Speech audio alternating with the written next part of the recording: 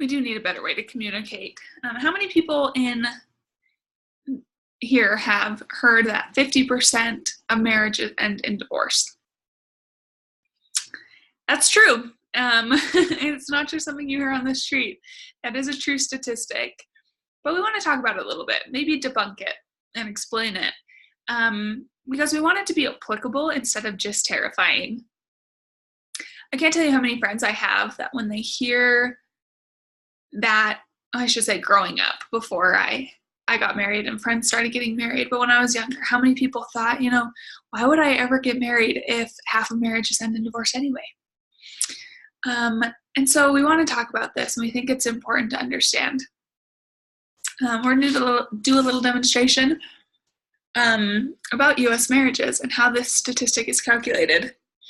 So let's pretend there are 10 total U.S. marriages, the entire population of the U.S.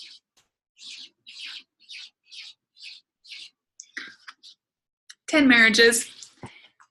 And in the year 2018, 4 more people get married. So now we have a total of 14 marriages in the United States. But of those marriages, 2 get divorced.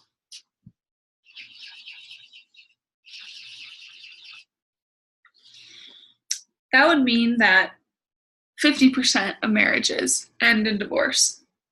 Because we're taking the 4 total marriages in 2018 and dividing it by the 2 divorces in 2018. But it doesn't take into account all the marriages that made it for 33 years and 25 years and 17 years and 5 years. It doesn't take into account all of these marriages that didn't get divorced. And that is empowering to me and helps me see that there is some hope.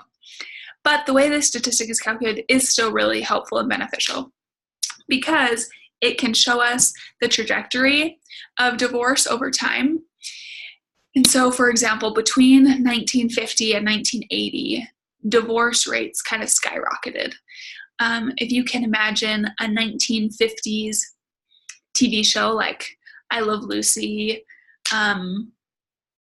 the idea of portraying divorce in the media was just like unheard of. You'd never see something like that. But fast forward to 1990 and the TV show Friends, and it's a joke that Ross is married and divorced time after time after time. Just something you wouldn't have seen in the 1950s, but was very common just 40 years later.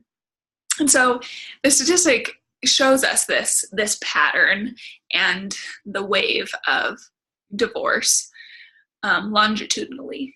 So between 1950 and 1980, we climbed to this 50% area, and then it kind of plateaued, divorce rates did.